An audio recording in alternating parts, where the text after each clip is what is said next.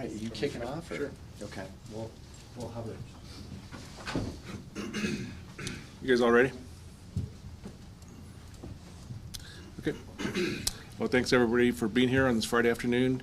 We're here today to announce an internal monitoring team and our structure for the superintendent reform at APD. With that, I'll have Mayor Keller kick it off and explain how this is going to work and why it's important for the city and the department going forward. Thank you. Well, for those of us who've been working on this or following it or learning about it in terms of the CASA, obviously it's been a long journey, but there have been very decisive and impactful points in that journey. And last time I think we talked, maybe it was last week, about our different approaches in terms of how we've come at the CASA. And so I'm just going to briefly touch on that. We won't use the graph this time, but first the city, and this was a mix of administrations, we're not going to make it personal, but first the city was really focused on the low-hanging fruit and on ticking all those boxes that were pretty easy to tick. And that's kind of what the world looked like when we came in, when this administration came in. And the monitor at the time was rightly saying, hey, where's the real change? And so we said, okay, we're going to start doing whatever you tell us. And so we followed that path. And then we saw about 2 years ago, I think, maybe now 2.5, that had major challenges with it, because the issue was that sometimes the outside monitors or best practices from some other city are not always the best for Albuquerque, New Mexico. And that's when we made the most transformational shift in terms of how we've dealt with trying to do real reform at our Albuquerque Police Department. And that is, we decided to own it for ourselves, our way. So we're going to obviously listen and learn from best practices, but we're not always going to take them. We're going to do what we think is best for us. And one of the biggest decisions we made in that era was creating the Office of the Superintendent of Reform.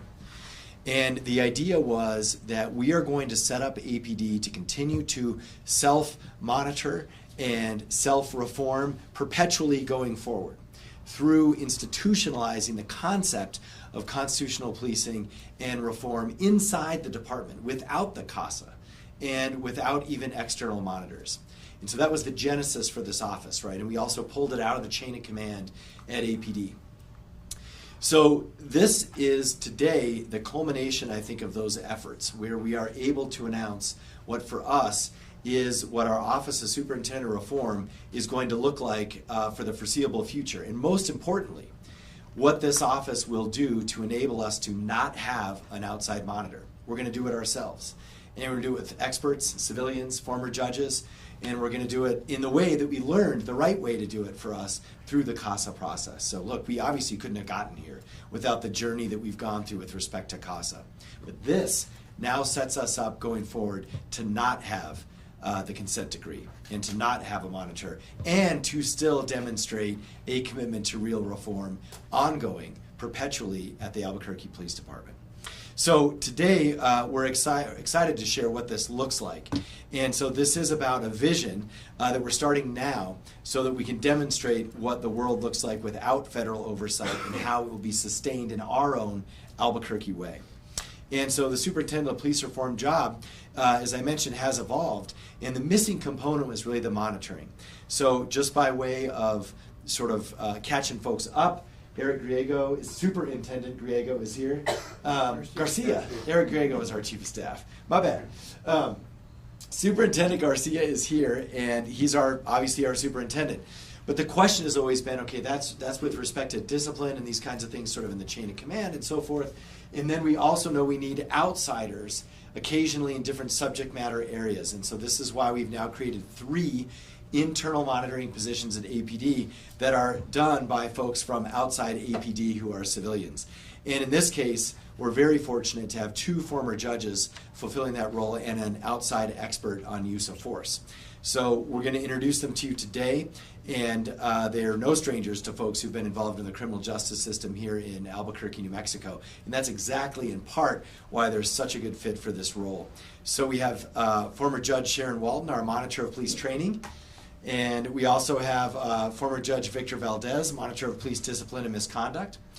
And we also have Chris Darcy, who's our monitor use of force, and he's an out-of-state expert. That was in many ways intentional because, again, we wanted a blend of local judicial perspective, but also outside expertise that will bring in those national best practices.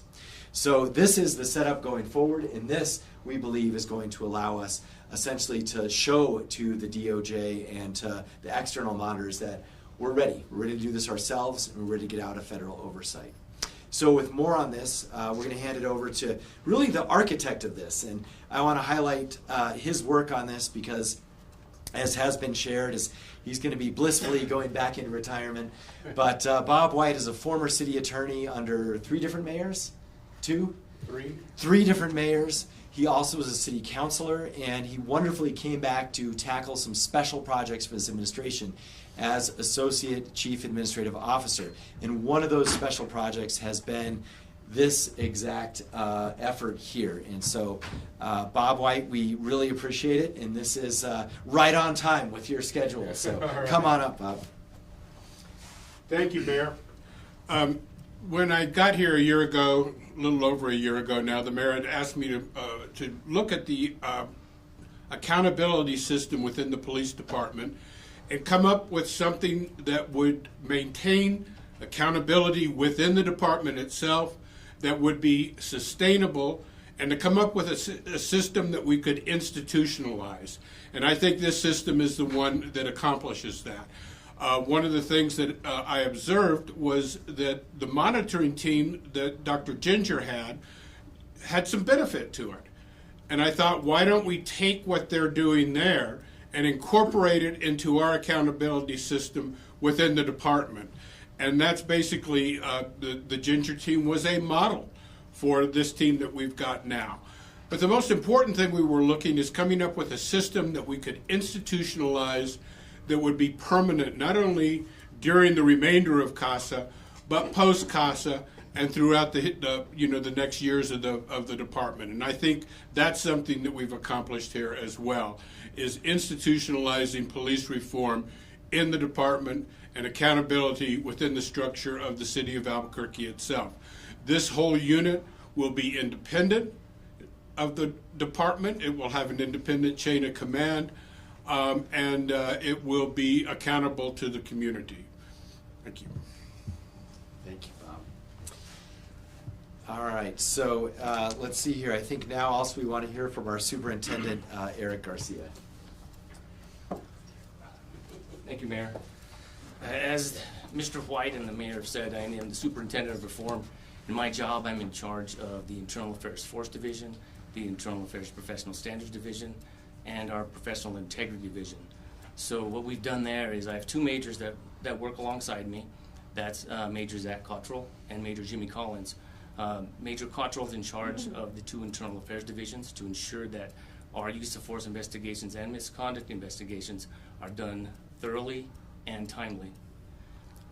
Major Collins is in charge of our disciplinary review process. And what that does, at one point, let me go back a little bit, at one point we had over 20 disciplinary authorities within APD. We were struggling to mete out fair discipline throughout the department. So what we did, we chopped that down into 4. We have 4 disciplinary authorities, 2 commanders that work for Major Collins, himself and myself. I review major disciplinary cases. So now all discipline is fair and consistent throughout the entire department. In this role, like I stated, I answer to the mayor's office directly, but I do work alongside Chief Medina. Chief Medina is the chief. He's the head of the organization. I keep him updated on major cases on a regular basis because any decision I make or my people make directly affects his operations. What my position allows the chief to do is to focus on operations. I read a lot of disciplinary cases. My staff read a lot of disciplinary cases, and that takes a lot of time. And I think it's been very effective with the fairness we've been handing out to our staff, but also the chief has been very successful in reducing crime in the city as well. Thank you, Mayor. Thanks so much, Superintendent. And of course, folks know individuals at the APD and our police department who've been involved in this a long time. You know, Eric Garcia has been involved in this in multiple roles, so I don't think we really need to go into his background and why he's superintendent, but just as a reminder, if you're new, him and Deputy Chief Corey Lowe have been key to this process actually, really since it started, even before our administration. So, Gilbert, let me check. Is that there? You are. All right. So, you want to do some Q&A if folks have it. Why the change up with the superintendent of police reform position? Because it was Mr. Valdez previously, correct? Well, he and if There are a couple of Go ahead if logistical you want to, issues also. Would you mind stepping over to the microphone? Sure. Sure, I'm sorry. Thank you. So the question is, what was changed? When I started as superintendent, it was to see how this would go. And along the way, we encountered a couple of bumps in the road. One is that I was not a sworn officer, and the sworn officer has to discipline the other officers. So it just didn't work logistically. So we needed a sworn officer, in this case, the senior person in charge of the Internal Affairs Division, now Superintendent Garcia, to take that over.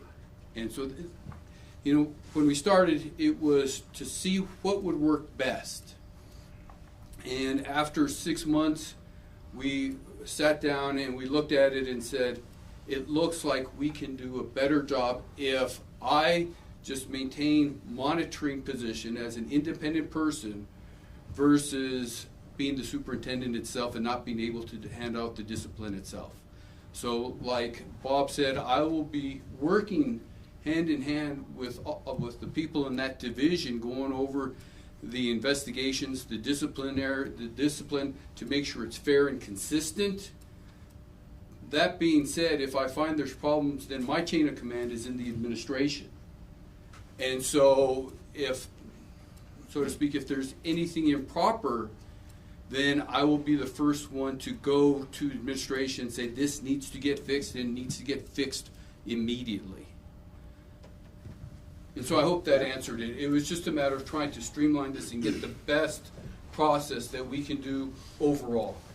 It was more of like a best practices thing, because obviously you were meeting out discipline previously. Well, no, what I was doing is I was reviewing reviewing. the discipline to see if it was appropriate, fair, and consistent, but I couldn't mete it out because I was not a sworn officer, and under the union contracts, it has to be a sworn officer that does the discipline. So, in fact, Superintendent Garcia was the final disciplinary authority even then. Mm-hmm. Yeah, look, and I Thank would you. just add, this is, we really evolved in this way where, remember, we started with Superintendent Stanley, who was a sworn officer. And the challenge there was we needed some external monitoring. So then we switched to somebody external, and then we realized, well, now we have this sworn issue with respect to how the collective bargaining agreement works. And so now we essentially have put together both in a way that also is subject matter specific. So we think this is going to work in the long run. What are the cost of this police reform? So we could get you the salary, so there is contracts, I think, for each of the 3 monitors, and then everything else is pretty much the same with the superintendent. Go ahead. And they were appointed by you, Mr. Vinnie? Essentially, yes. It's myself and, of course, our CAO, who essentially oversee the civilian side of this. Okay. Are there any concerns or things to mitigate like possible conflicts of interest with the city and the team being kind of external and not too connected? They have, Bob could speak, a little bit more specifically to their contracts, but I think we've narrowly tailored them so that they have the usual conflict of interest provisions, but also their work, they're not working in other ways with the city, so at least with their work with us, it's very specific, and I'm sure they have, especially being former judges, they're also not taking contract work like on the other side of discipline. I'm sure that's not allowed in the contract. Why is it that you guys are deciding to, once CASA is terminated, to continue to have this team? Why is that an important thing for the city? Well, one piece is that part of being able to terminate the CASA is to demonstrate that we can do this ongoing. It's the notion of self-monitoring. So this allows us to demonstrate that. So one is you can't do one without the other. We have to do some form of this for the CASA. But the other thing is we've learned that our department always, one of the reasons why take a step back. One of the reasons why we got into the CASA in the first place was because the department was not doing internal reform and monitoring. And so in a way, it's like preventing a CASA down the road. And so had we had this set up, I think everyone agrees we would have never needed the CASA in the first place. So for us, this is really for future, at least decades, hopefully, of our Albuquerque Police Department, so that we can learn from our mistakes and hold ourselves accountable, and we're not going to have to go through this process again. What were some of the factors in deciding who was going to be on this monitoring team? I know you mentioned a little bit about the judge's background there, but what were some specific factors that went into this decision? So what the factors that went into this are primarily based on familiarity with the intersection of the criminal justice system and law enforcement discipline. And so at different parts of their career and so forth, these judges in their expertise area have what we were looking for. So sometimes it's training, right? And sometimes it's discipline, and sometimes it's use of force. And so they have the relevant experience there, but also being, in our case, local judges, they're familiar with obviously Albuquerque, New Mexico, and the challenges that we have, and the sort of general makeup and disposition of our community, as well as folks who go in and out of the criminal justice system, and folks who go in and out of the Albuquerque Police Department. But the opposite is true for the third person, for Mr. Darcy. He's a use of force expert from Nevada and does this in a lot of different areas. And so that choice was explicitly to make sure that we have one of our monitors who's bringing an external perspective, but specifically about use of force. Any other questions? Good. If none, we appreciate you coming today. Yep, thanks, folks. Thank you.